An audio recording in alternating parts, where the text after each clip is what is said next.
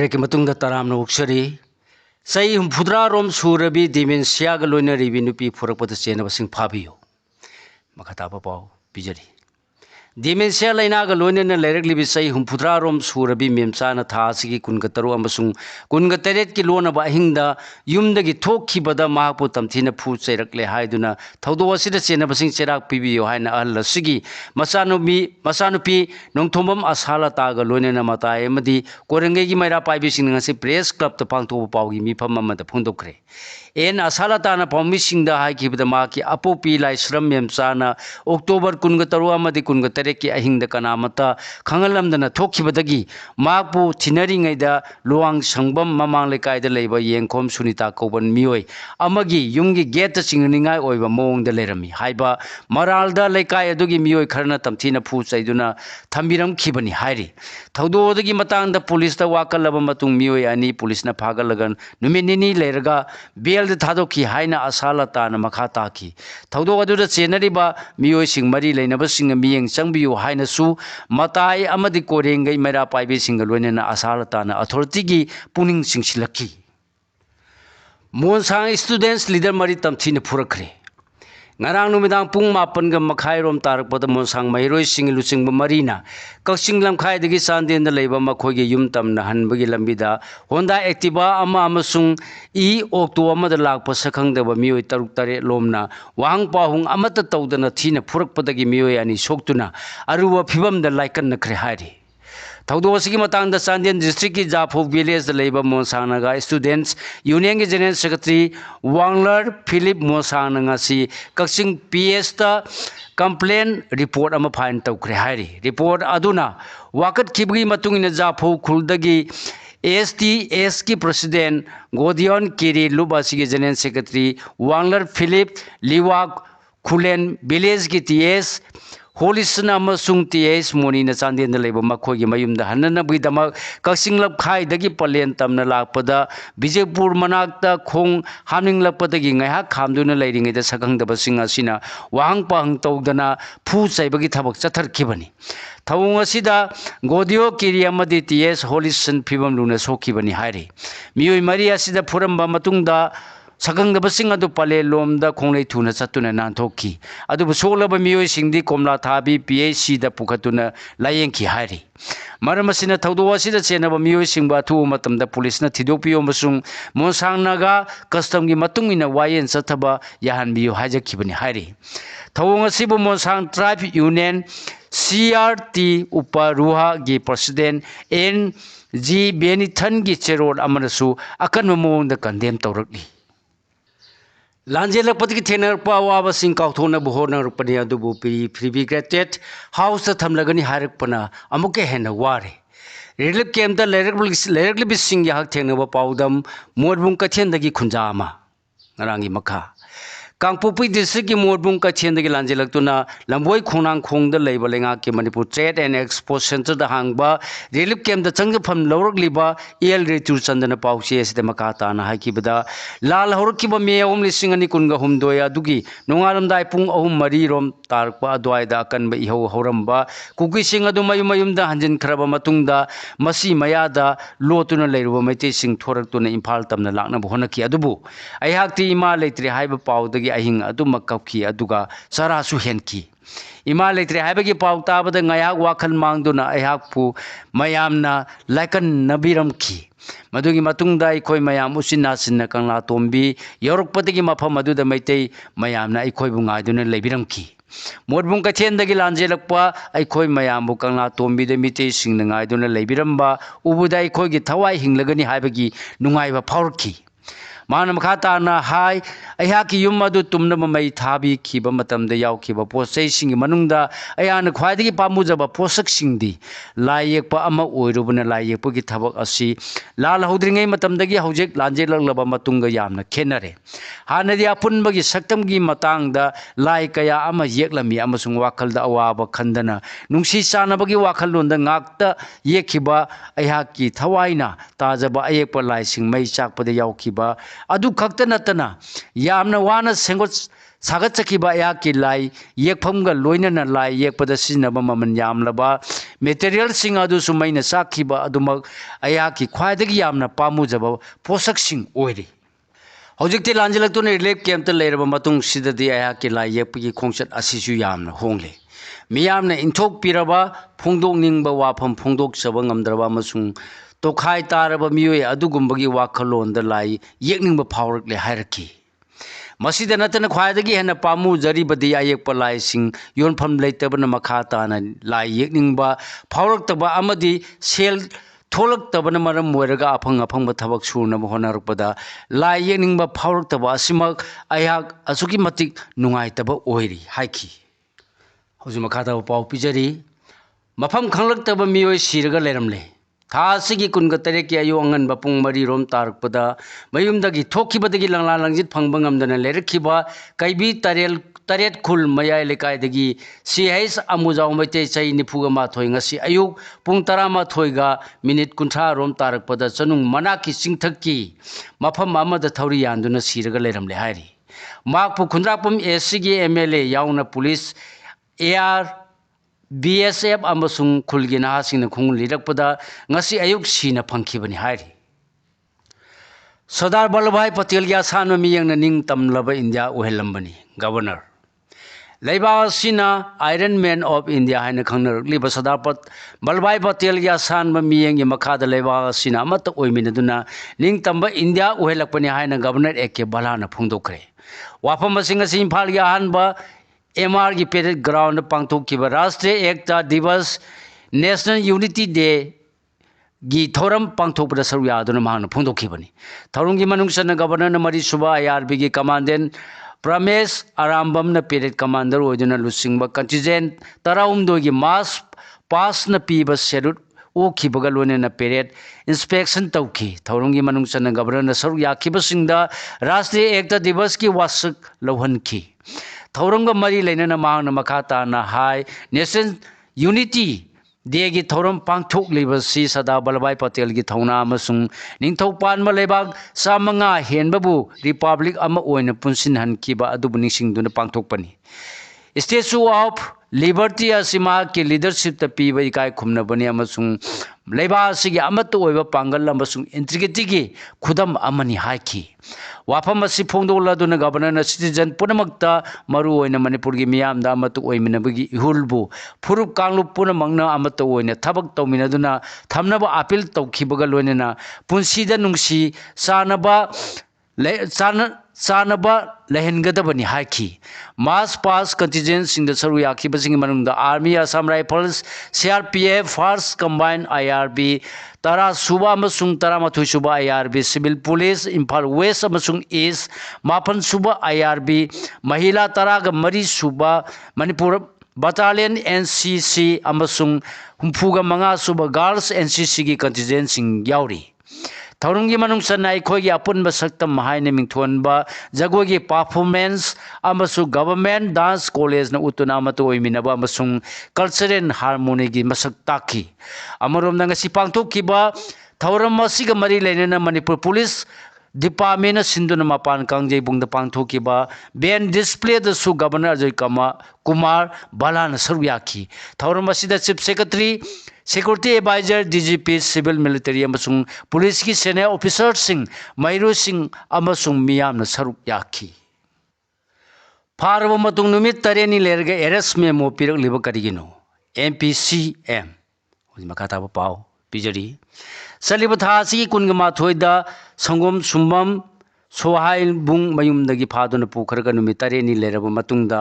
arrest memo पिरकलिबा करिगिनो हाइना Meitei Pongal council मणिपुरना हंगलकली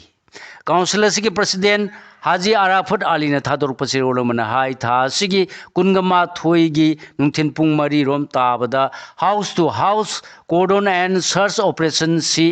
ASO ama hingang police station ki team amana marifuga taruk battalion CRPF Lampen CDO Imphal East ki combined force na zoba lanbung amagum thi humgi thabak ama Komidok mayai lekai de sathaki thi humgi thabak aduda sangum sumbam Sohali sahi kunga taru apopa AMD Salim Javed Komidok mayai lekai de leiba masagi mayumdagi phagatki mapu phagat pada thing batham khraba ML chamagi cup syrup Tusres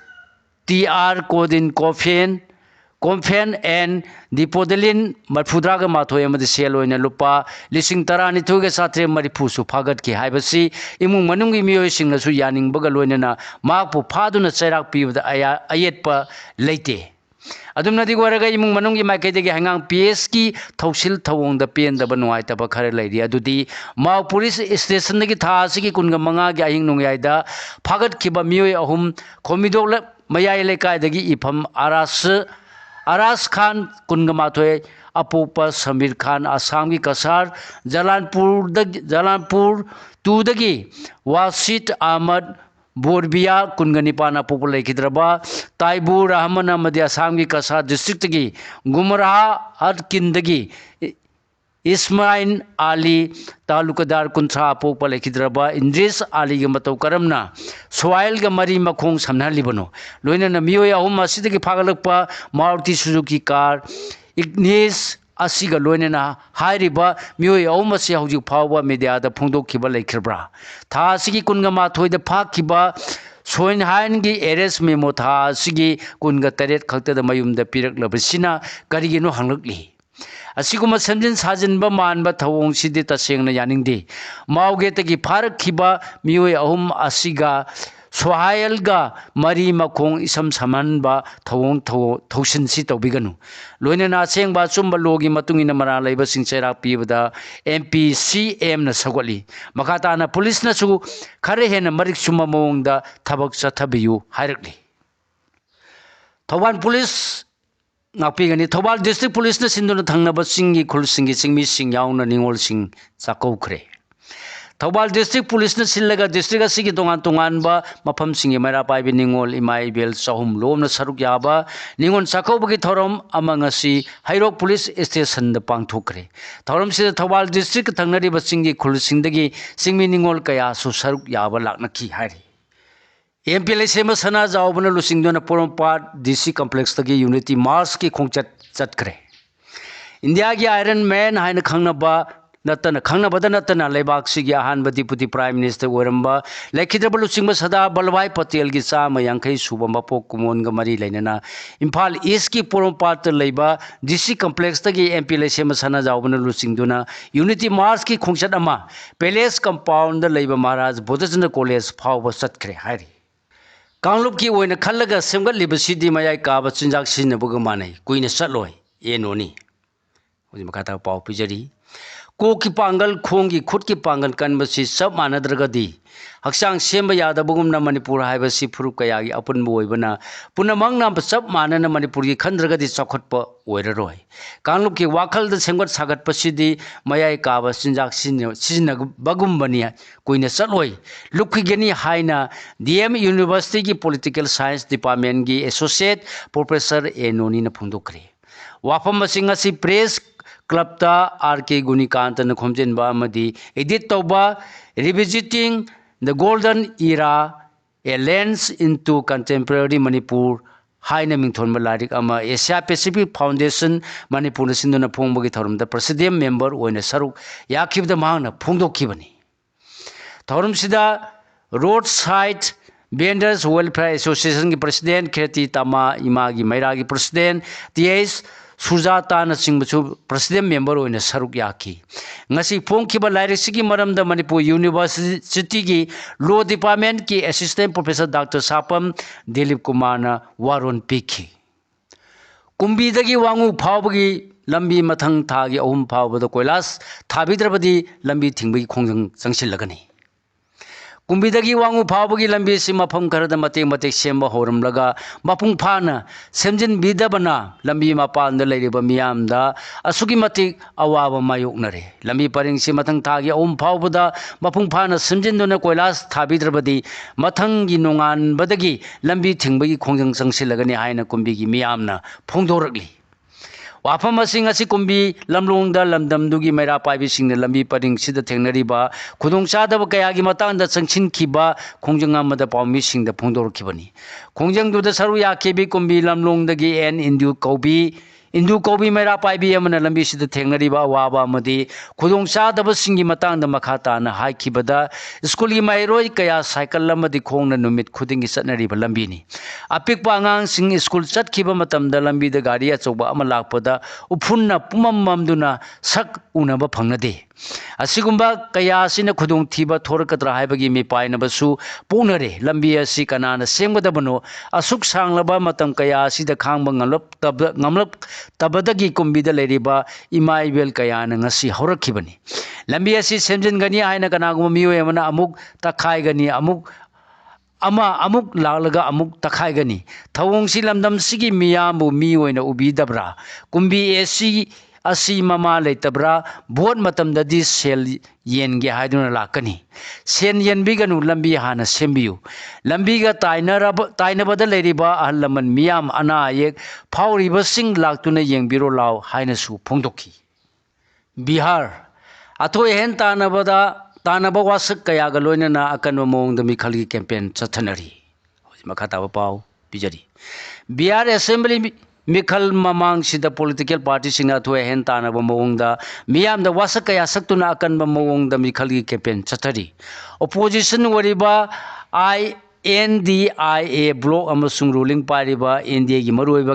campaigners singi manungda Prime Minister Modi Home Minister Amit Shah amadi Lok Sabha da opposition gi luchingba wariba Rahul Gandhi yauri campaign tawriba singna numit khudingi amana amabu hunduna ngangli amasung politician singa sina phungdok leba wafam singa sigi matungina Bihar gi voters singna assembly mikhal asida political party singi wakhalo lamadi makhogi apamba mirep singda vote thadana ba thawrang tawri haki Sardar Patel na fawba RSS ki thabak thoram sing yawbada athingba thamlamki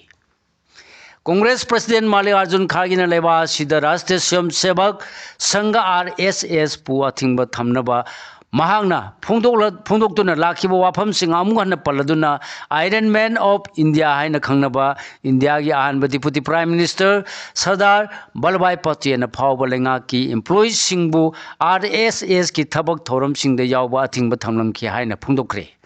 mahangna haikibada isagi oiba miyengdade RSS asilaiba asidagi athingba thamkhibana khwaidagi phaba khongthang oigani thajai RSS ki wakhalon pamluba amasung masigi matung induna chatningluba haibasi hu pambaga sap manai haiki